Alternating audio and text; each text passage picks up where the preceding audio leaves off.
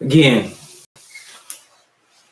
you have to really consider if you're a man getting in one of these situations where a woman has children. Okay. And again, she could have been coming out of an honorable situation, but ultimately those kids still belong to that man. I know how things are done in the West, but those are still his children. And so because those are his children, he can say what can go on with his children. You're not really in a position to say anything unless there's been some type of agreement. That's how it works in the West. So you open yourself up to being frustrated. Like I said, frustrated. When you try to tell the children, I know I've seen a case, I've seen a lot of cases, but just one that comes to mind in particular where a young lady, she's actually, now her father lived in a whole nother state. Now she said previously he didn't want to deal with her, basically. But then the potential stepfather, he buying the young girl stuff and trying to get in good with the children. You know, he's trying to marry the mother, and he asked the girl. Now he didn't ask her something agree. He said, "Can you please wash the dishes?" She said, I ain't washing it. That is a child in I think in the mama house. That's his first mistake. He said, "Well, so you can't wash the dishes. I'm just asking you to wash the dishes."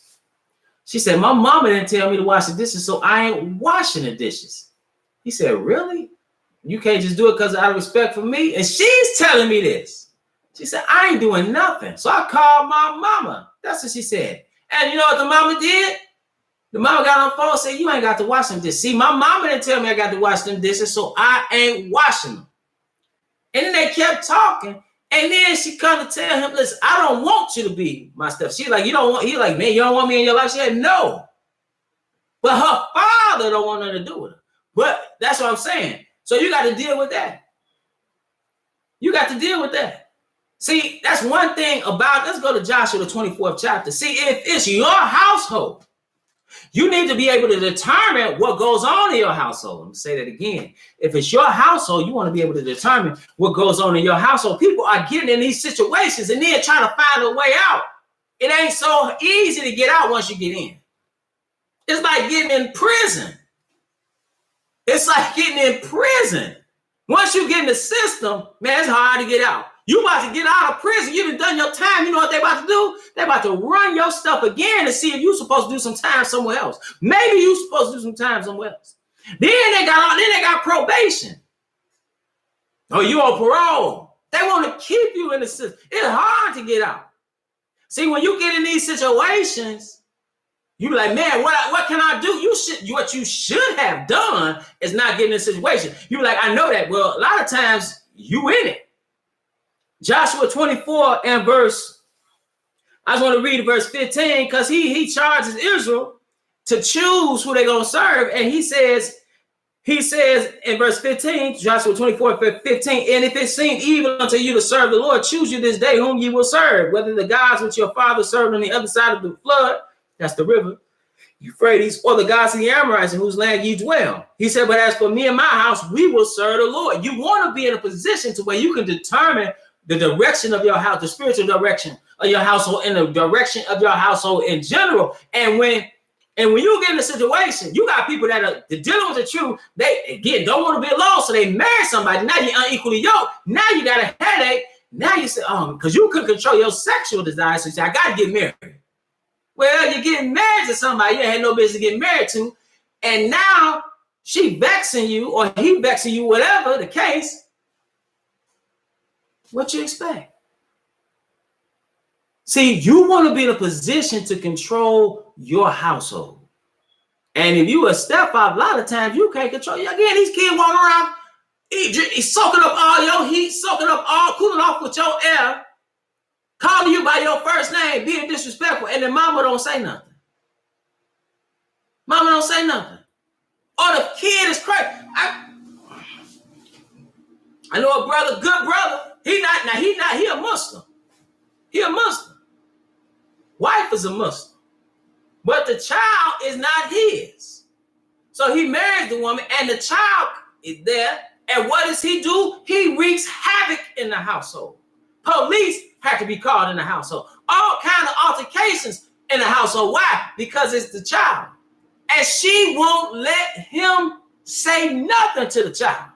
All up until he was trying to be in his life, but when it came to discipline, and I'm not talking about necessarily put his hands, I'm talking about saying something to him, giving him direction. She would not allow him to do that. Now you got to think about it. He paid the bills. He worked 2 jobs. He got a nice house. He do these, as far as a man, he do what he's supposed to do. He done took on the responsibility, you and your rockhead boy, and the boy acting a fool to the point where now at the age, he about 14, 15 years old. So much, it's so crazy to what happened. They had to send it. She had to finally say, he got to go. He went to go live with the father. Now his father living with his mom and dad. But the father had nothing to do with the boy, wouldn't pay child support, wouldn't do nothing. So, but if he wanted to have a say, he could have. But then the mama wouldn't allow the man to say nothing. See, when you talking about taking care of somebody else's kids, you better be cognizant of what you're doing. I'm not saying you can't do it. You just better be cognizant. This he said, my daughter's real mom tells my daughter not to listen to my wife, and I hope that's what I'm saying. That everything upside down. See, people talk about these blended families like, oh, it's so great. All that stuff ain't great. A lot of that, I done seen it firsthand. I done seen in a lot of cases where straight turmoil in the house. Straight turmoil in the house.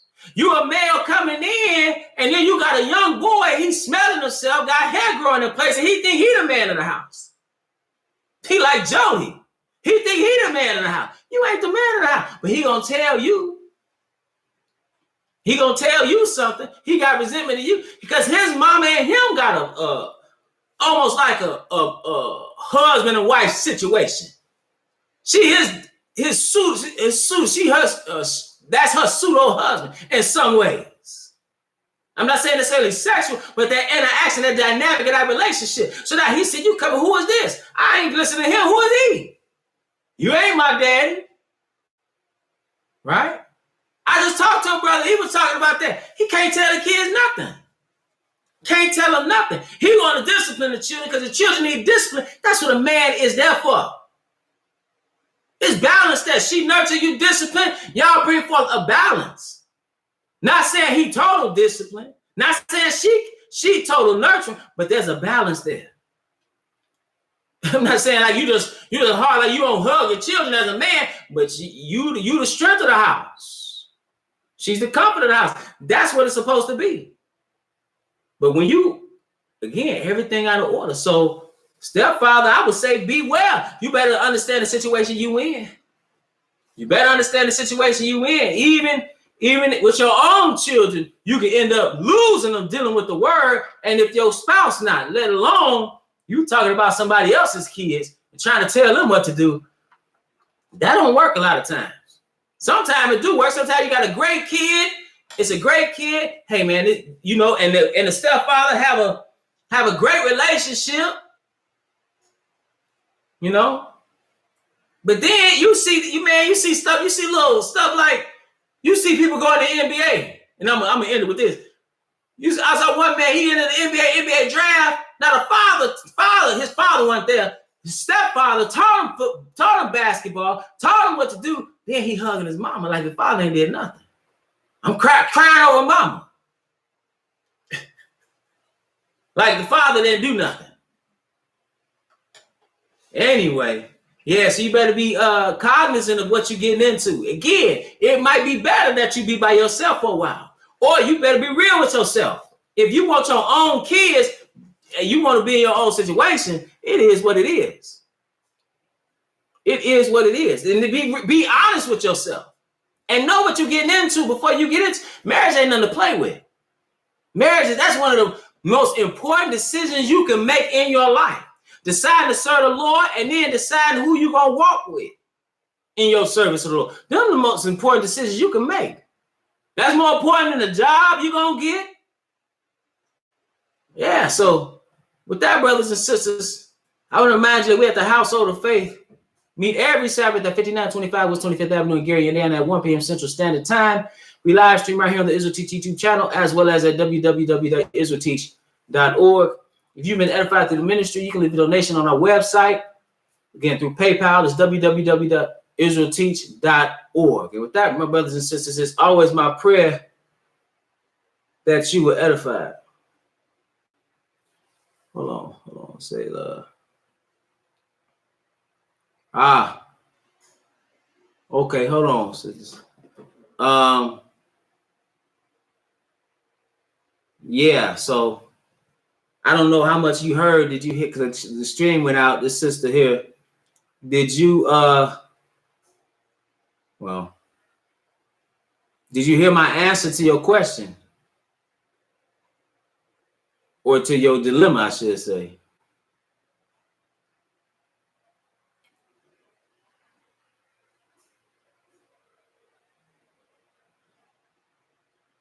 Or better yet, I'll just send an email back. But just telling you here now, you it's a no to the situation. But I'll email you back. And with that, brothers and sisters, again, it's always my prayer that you will edify, and peace to everybody that's listening.